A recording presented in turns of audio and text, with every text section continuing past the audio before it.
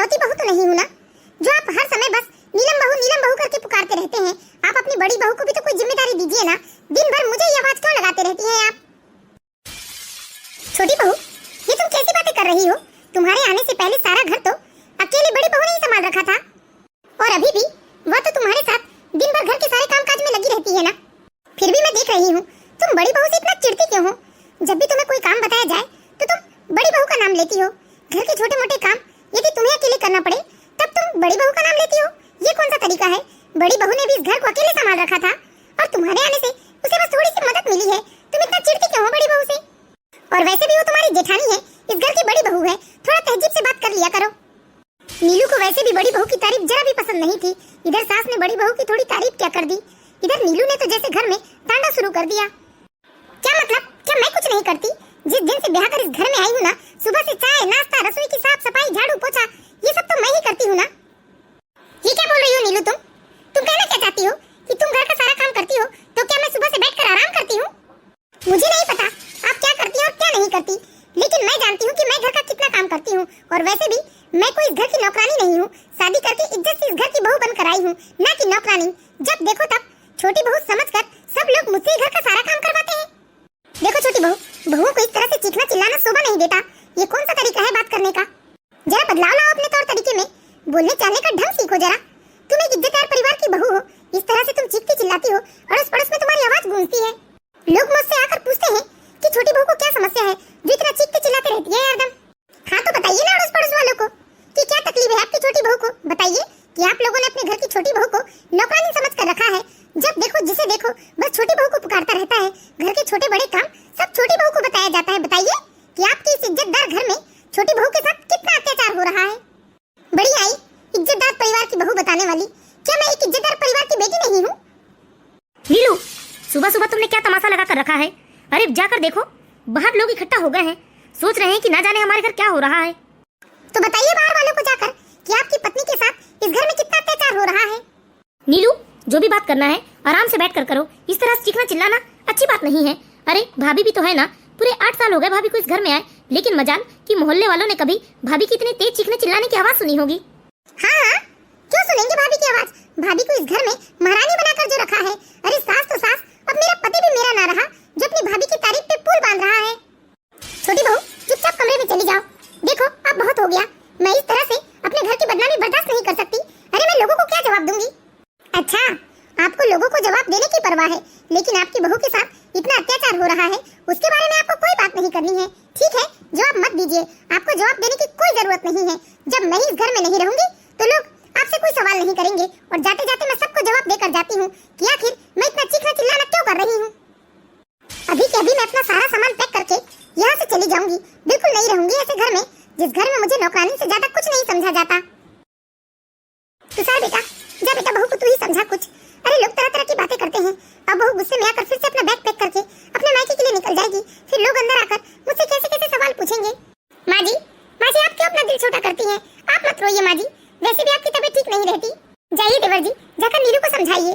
देखिए ना, नीलू हर 2-4 दिन में ऐसे ही तमाशा करती है जिससे माँ जी की तबीयत बार बार खराब हो जाती है।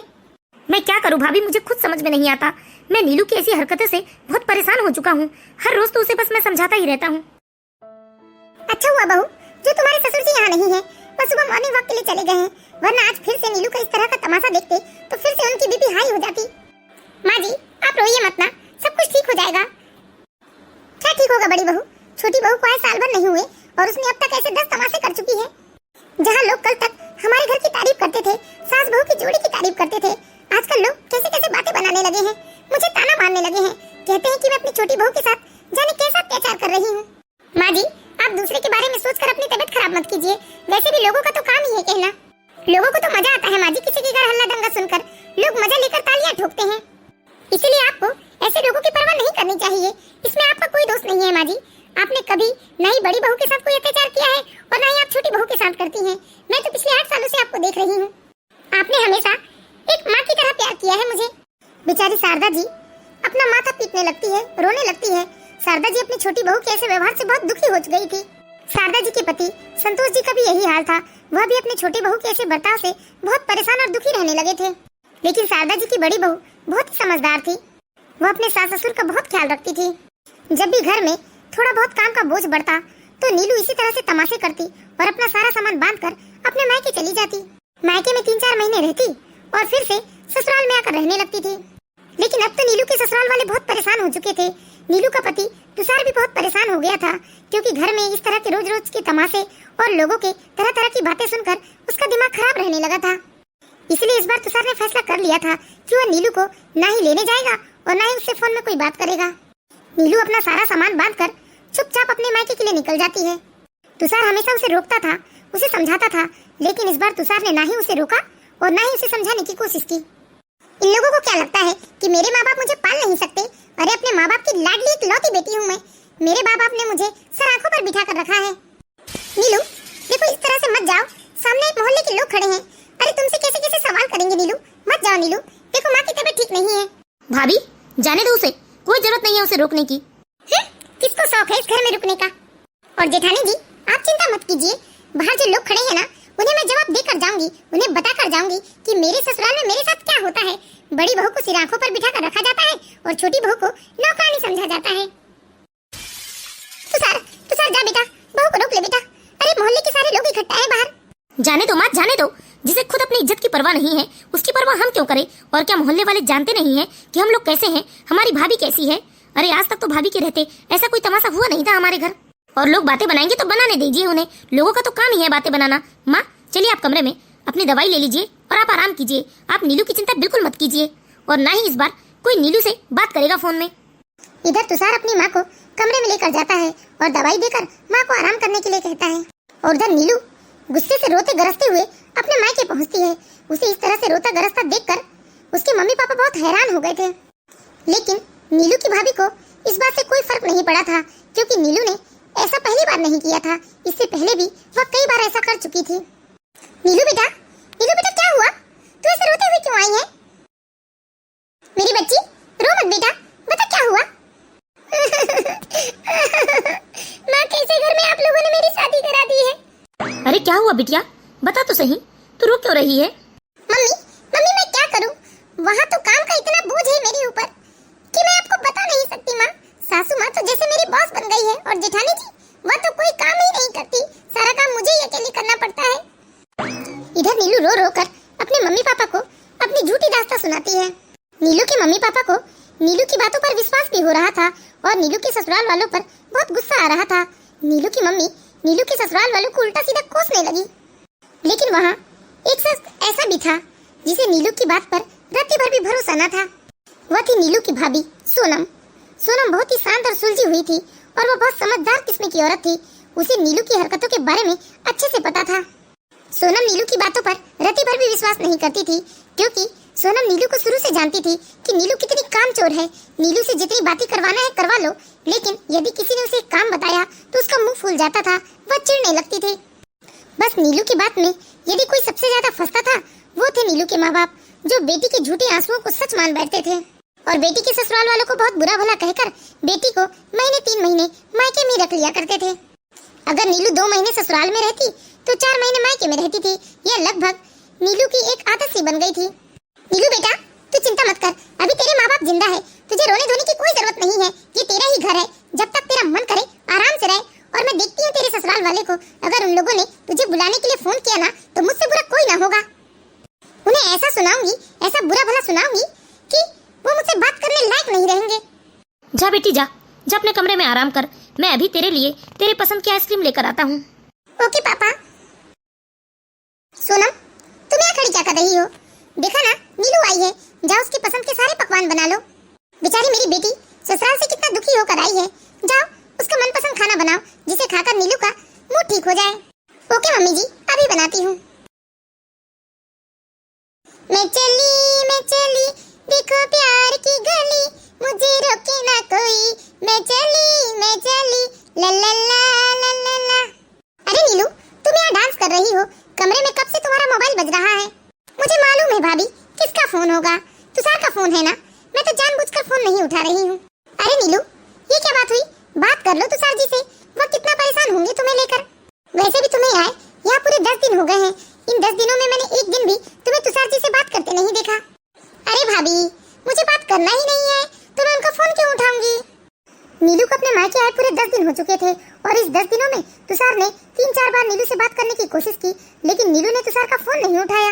नीलू की सास ने भी नीलू की माँ से बात की, उसे ससुराल बुलाने की कोशिश की, लेकिन नीलू की माँ ने भी साफ साफ मना कर दिया कि जब तक उनकी बेटी की मर्जी नहीं होगी तब तक वह ससुराल नहीं जाएगी। लेकिन इस बार फोन नीलू की भाभी के नंबर पर आया था, इसलिए नीलू की भाभी ने नीलू से रिक्वेस्ट कर तुषार जी से बात करने को कहा। अरे क्या हुआ तुषार जी, मैंने फोन नहीं उठाया तो आपने भाभी के नंबर पर कॉल कर दिया। अरे इतनी जल्दी क्या है, मैं आऊंगी ना, जब मेरा मन करेगा तब मैं आऊंगी। और वैसे भी तुम्हें क्या परेशानी हो रही है? अरे तुम्हारी भाभी है, माँ है, क्या तुम्हें वो लोग खाने को नहीं देते?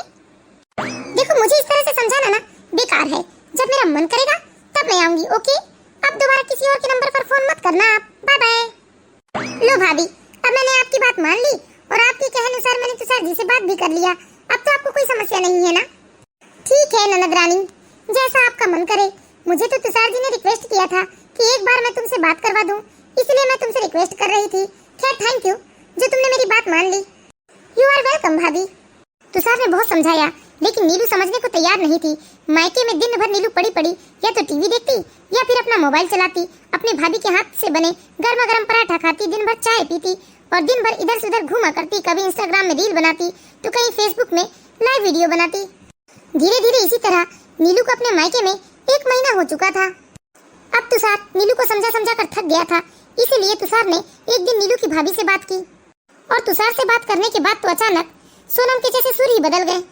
सोनम हमेशा अपनी ननद की सेवा करती, ननद की फरमाइश पर खाना बनाती, लेकिन आज सोनम के ऐसे सुर बदले थे जिसे देखकर नीलू तो आश्चर्यचकित हो गई थी। नीलू, नीलू, दरवाजा खोलो नीलू, नीलू, दरवाजा खोलो नीलू। अरे नीलू उठो, 8 बजने को आए, तुम अब तक सो रही हो? अरे बाबा जल्दी उठो, बहुत सो लिया, जरा झाड़ू तो लगा दो, मुझे खाना भी बनाना है और अभी सब्जी भी तो काटनी है तुम्हें। भाभी की बात सुनकर नीलू तो जैसे हैरानी से अपने भाभी को देखने लगी। कौन कौन? मैं आप मुझे बोल रही हैं? हाँ नीलू, मैं तुम्हें ही तो कह रही हूँ, और किसी का नाम यहाँ नीलू है क्या? लेकिन भाभी मैं कैसे, मैं तो इस घर की मेहमान हूँ ना, भला मैं कैसे झाड़ू पोछा कर सकती हूँ? अरे मेहमानों से कोई ऐसे काम करवाता है क्या? मेहमान, वो भी तुम? देखो नीलू, तुम्हें यहाँ आए पूरा 1 महीना हो चुका है, तुम और रूम सर्विस नहीं ले सकती हो क्योंकि तुम्हारे जाने का तो कुछ पता है नहीं, इसलिए घर के काम में कुछ तो मदद तुम्हें करना ही होगा। भाभी की बात सुनकर तो नीलू जैसे तिलमिला उठी, लेकिन कुछ बोली नहीं। वह चुपचाप उठकर अपने माँ के कमरे की ओर चली गई ताकि भाभी की शिकायत वह माँ से जाकर कर सके। अभी माँ के पास जाकर भाभी की शिकायत करती हूँ कि भाभी मुझसे घर का काम करवाना चाहती हैं। इधर नीलू अपनी माँ के कमरे की ओर जा ही रही थी कि तभी अचानक डोरबेल बजी।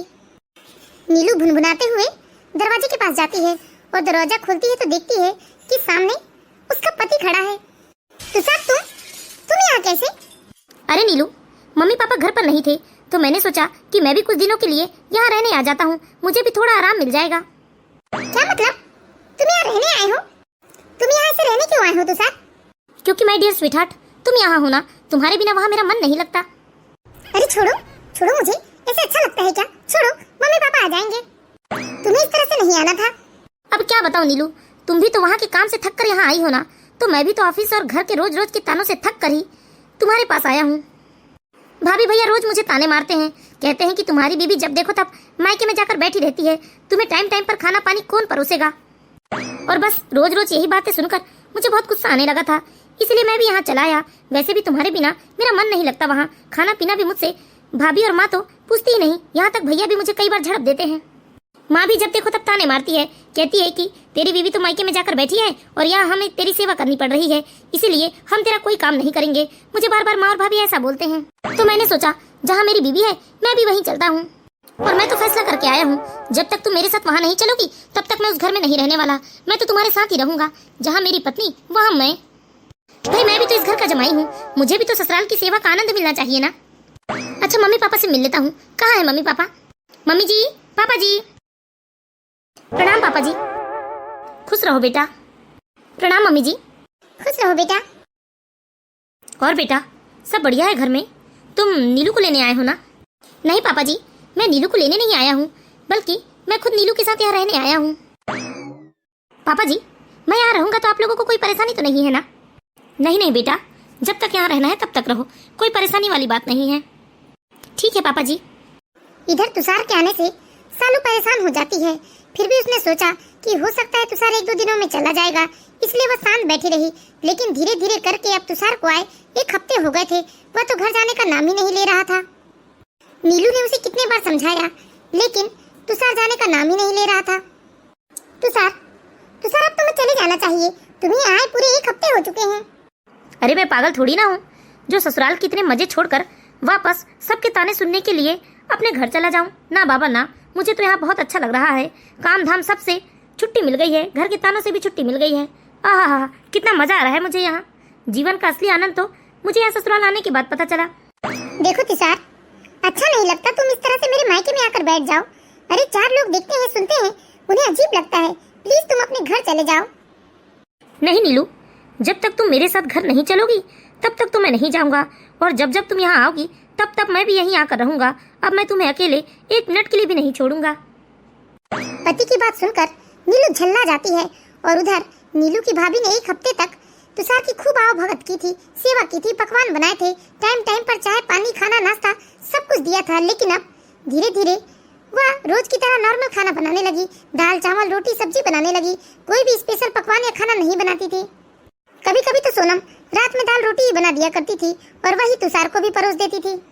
नीलू को यह सब बिल्कुल अच्छा नहीं लग रहा था कि उसकी भाभी उसके पति को सिर्फ दाल रोटी परोस रही है। एक दिन तो नीलू जैसे बौखला गई, क्योंकि लगातार 3 दिनों से तुषार दाल रोटी ही खा रहा था। ये लो, खा लो खाना। भाभी, ये क्या तरीका है? कोई तमीज नाम की चीज नहीं है क्या आपके अंदर? अरे आपको आपके मायके में यह नहीं सिखाया गया कि दामाद की इज्जत कैसे करते हैं? मैं 2-3 दिनों से देख रही हूँ, आपको जो भी आम घास मिल रहा है आप बनाकर इनके सामने परोस देती हैं। अरे एहसान कर रही हैं क्या आप इनके ऊपर? ऐसा खाना क्या दामाद को देते हैं? अरे ये आपके मेहमान हैं, अकल है या नहीं आप में? मेहमान? मेहमान? दामाद मेहमान है? देखो नीलू, मेहमान 1 घंटे के होते हैं, 2 घंटे के होते हैं, 1 दिन के होते हैं या 2 दिन के होते हैं, ज्यादा से ज्यादा 4 दिन के होते हैं। 1-1 महीने 2-2 महीने तक आकर यहाँ रहने वाले लोग मेहमान नहीं हो सकते, और ना ही ऐसे दामाद होते हैं। सेवा पानी किसी की 1 दिन की जा सकती है, 2 दिन की जा सकती है, ज्यादा से ज्यादा 1 हफ्ते की जा सकती है। अरे महीनों तक किसी की सेवा पानी नहीं की जा सकती। मेरे पति की कमाई इतनी नहीं है कि मैं बैठाकर तुम्हारे और तुम्हारे पति की यहाँ सेवा करूं, क्योंकि पापा जी की पेंशन के रुपए तो मम्मी जी की दवाइयों में ही चली जाती हैं। तो इस पूरे घर का खर्चा मेरे पति अकेले उठाते हैं, जिसमें हम 4 लोगों का गुजारा हो जाए वो भी बड़ी मुश्किल से। आपके और आपके पति का गुजारा करना हमारे बस की बात नहीं है नीलू।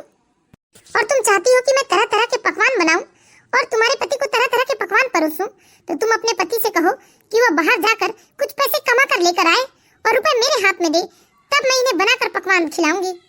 अगर ये रुपए कमा कर लाएंगे ना तो मैं तुम्हें भी रूम सर्विस दूंगी, नहीं तो जो मिल रहा है उसमें चुपचाप खाओ पियो और पड़ी रहो। ये घर है, होटल नहीं। सोनम ताव में बोलते हुए चुपचाप रसोई में चली जाती है। इधर तुषार चुपचाप अपनी पत्नी और भाभी की बातें सुन रहा था।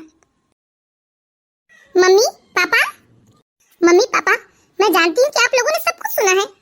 क्या आप लोगों के मुंह में दही जमा है? आपकी बहू इतनी बदतमीजी करके गई है, आपके दामाद की इतनी बेइज्जती करके गई है, आप लोगों ने उसे 1 शब्द भी नहीं बोला। अब इस घर में यही इज्जत रह गई है मेरी और मेरे पति की। बेटा अब क्या बोलूं मैं, गलत ही क्या कहा है उसने? सही तो कह रही थी, अकेला कमाने वाला है उसका पति। तेरे पापा की पेंशन के रुपयों से तो हमारी दवाई ही चल पाती है। जब उसका पति कमा रहा है, वो हम लोगों को बिठाकर खिला रही है, तो 4 बात तो सुनाएगी ही ना।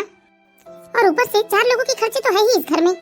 शारदा जी अपनी बात कहते कहते रुक जाती है, और इधर माँ की बात सुनकर नीलू हैरानी से लगातार आंखें फाड़े उन्हें देखी ही जा रही थी, जैसे उसे विश्वास ही नहीं हो रहा था यह उसकी माँ बोल रही है। क्योंकि भाभी तो खैर गैर है, पराए घर से आई है, लेकिन माँ तो उसकी है ना। आज नीलू को अपने लिए तो नहीं, लेकिन अपने पति के लिए बहुत बुरा लग रहा था। इतनी बेइज्जती शायद वह मायके में अपनी बर्दाश्त करके रह भी जाती, लेकिन तुषार की बिल्कुल भी नहीं।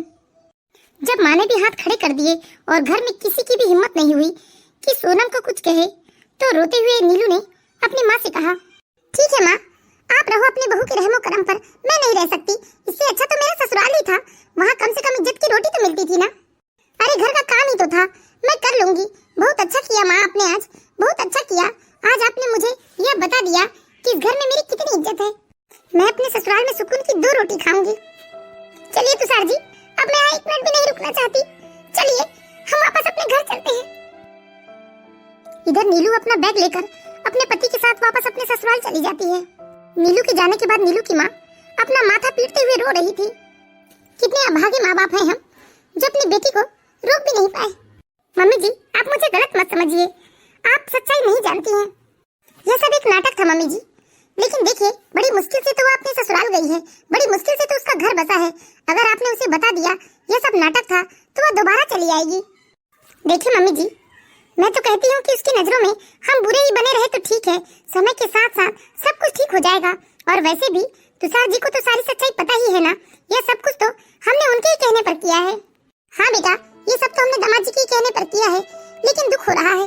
लेकिन इस दुख से बढ़कर तो मेरे लिए खुशी है कि कम से कम मेरी बेटी का घर तो बस पाया। भले ये तरीका गलत था, लेकिन अपने ससुराल वाले को इस बहाने समझेगी तो अपनी गृहस्थी तो बसा लेगी वो। हाँ मम्मी जी, हम भी तो बस यही चाहते हैं। हाँ बहू, सच में तुम बहुत ही समझदार हो। आज तुम्हारे और तुषार की समझदारी की वजह से हमने अपनी बेटी का घर टूटने से बचा लिया। तो हम आशा करते हैं दोस्तों, आप लोगों को हमारी कहानी जरूर पसंद आई होगी। यदि कहानी अच्छी लगी हो तो प्लीज इस वीडियो को लाइक कीजिए और इसी तरह की मोरल स्टोरीज देखते रहने के लिए हमारे चैनल को सब्सक्राइब करें।